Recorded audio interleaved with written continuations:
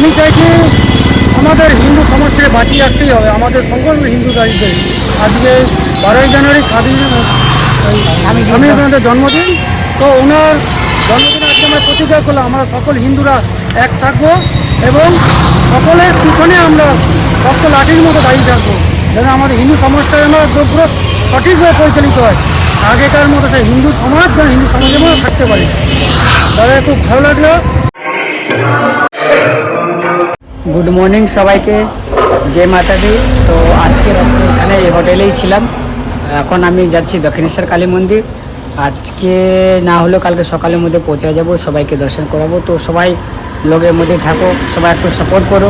পায়ে হেঁটে হেঁটে সবাইকে 13 शक्तिपीठ पाए दर्शन कराচ্ছি, 12 ज्योतिर्लिंग 4 धाम तो दर्शन करिए। अभी तो मौसम बहुत अच्छा है गाइस, देख सकते हैं। ठंड ज़्यादा भी नहीं है, कम भी नहीं है, मीडियम में है, चल सकते हैं, दिक्कत नहीं हो रहा है। तो आज शाम से कल सुबह तक जो है पहुंचेंगे दक्षिणेश्वर काली मंदिर। तो चलिए बने रहिए। इसमें देवपुर तो দাদার সঙ্গে দেখা হয়, খুব ভালো লেগেছে। দাদা আমার কিছু হেল্প করেছেন, অসংখ্য ধন্যবাদ দাদাকে। আপনারা সবাই জানো যে আমি এখন পায়ে হেঁটে পুরো 13 शक्तिपीठ আমাদের পশ্চিমবাংলার 13 शक्तिपीठ পেদল যাত্রা করছি।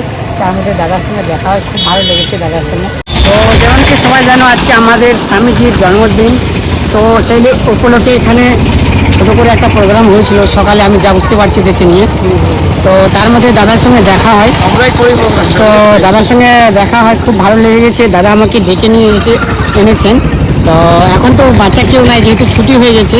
তো দাদার সঙ্গে দাদাকে আমি জিজ্ঞেস করবো কোথায় বাড়ি। দাদা কোথায় বাড়ি আপনার? আমার বাড়ি এইখানেই, ওইটা অম্বিকা গার্লা। আচ্ছা, ঠিক আছে। তো প্রতি বছরই আমরা এটা করি। আচ্ছা। বিগত 11 বছর ধরে বিশ্ব বিবেকানন্দ সোশিয়াল কালচারাল অর্গানাইজেশনের পক্ষ থেকে আঁকা প্রতিযোগিতার টুকটাক অনুষ্ঠান হয় ছোটোখাটো। আমার সমর্থ হিসাবে আমি করেছি, প্রোগ্রাম হয়েছিল সকালে আমি যা বুঝলাম।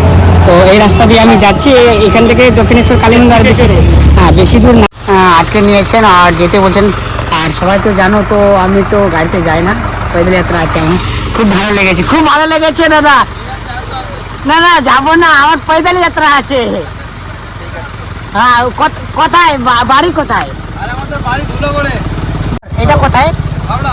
ও হাওড়াতেই আছে। তো খুব ভালো লেগেছে দাদা, পৈদল যাত্রা আছে, গাড়িতে যেতে ভালো লেগেছে দাদা। অনেক গাড়ি থামিয়ে নেয়। আর ঠিক আছে, চলো কালকে দক্ষিণেশ্বর কালী মন্দিরে সবাইকে দর্শন করাবো। জিরার জায়গায় পৌঁছে গেছি, তার মধ্যে একটা ভাইয়ের সঙ্গে, দাদা তো হবে না, ভাইয়ের সঙ্গে দেখা হয়। আর এই ভাই যে আছে সিকিমে পায়ে হেঁটে গেছিল এখান থেকে, তাই তো? তো খুব ভালো লেগেছে। ফাইনালি জিরাট পৌঁছে গেছি। আর দেখতে পাচ্ছ দাদার হোটেল, আজকে এখানে থাকবো। আমাকে দাদা রাস্তার মধ্যে দেখা হয়, তো দাদা ফোন করে করে এখানে বলেছেন থাকার জন্য, কারণ রাস্তার মধ্যে অনেকজনই পেয়েছি যিনারা বলেছেন এখানে থাকতে। আর দাদাকে আমি কথা দিয়েছিলাম না আমি আসতেছি, তো সেটার জন্য আজকে এখানে থাকতেছি এই হোটেলে। দেখতে পাচ্ছ আর যে হোটেলে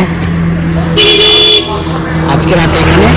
আর তার মধ্যে ভাইয়ের সঙ্গে দেখা হয়, সেটা তো আমি এর আগে বলেছিলাম যে এখান থেকে সিকিম পায়ে হেঁটে গেছিল ভাই। কয় দিনে? 18 দিনের মধ্যে। তো খুব ভালো লেগেছে। তোমার আইডির নাম কি? আমার Shubhankar Pal. Shubhankar Pal. Facebook, YouTube, Insta? না, ফেসবুক অনলি ফেসবুক। বন্ধুরা ঘুমায় পড়লাম, আজকের ব্লগ এখানে এন্ড করলাম। আবার দেখা হচ্ছে কালকে দক্ষিণেশ্বর কালী মন্দিরে। জানি না কত দূর পৌঁছাতে পারবো কালকে, তবে আশা করি কালকে দক্ষিণেশ্বর কালী মন্দির পৌঁছায় নিয়ে তোমাদেরকে পরশুদিন সকালে দর্শন করিয়ে দেব। তো আজকে ব্লগ এখানে এন্ড করলাম, দেখা হচ্ছে নেক্সট ব্লগে। জয় হিন্দ, জয় ভারত, জয় মাতা দি।